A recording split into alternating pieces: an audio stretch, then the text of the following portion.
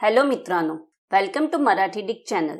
या चॅनलवर मी तुम्हाला अंग्रेजी शब्द बरोबर मराठी फुल फॉर्म पण शिकवणार। आजचा हा व्हिडिओमध्ये शिकूया फुल फॉर्म ऑफ UGST।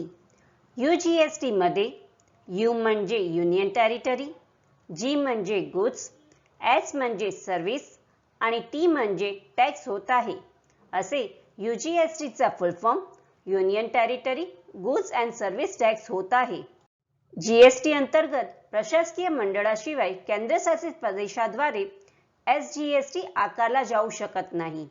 हे आव्हान कमी करण्यासाठी जीएसटी परिषदेने union territory goods and service tax law SGST सारखाच असण्याची निवड केली आहे। अंदमान आणि निकोबार बेट, दादरा आणि नगर हवेली, चंदीगड, लक्षद्वीप आणि दमण आणि दीव याचा समावेश आहे, ज्यांना भारताचे केंद्रशासित प्रदेश म्हणतात। भारतातील हा 5 पैकी कोणत्याही प्रदेशात होणाऱ्या वस्तू आणि सेवा पुरवठ्यावर UGST लागू आहे।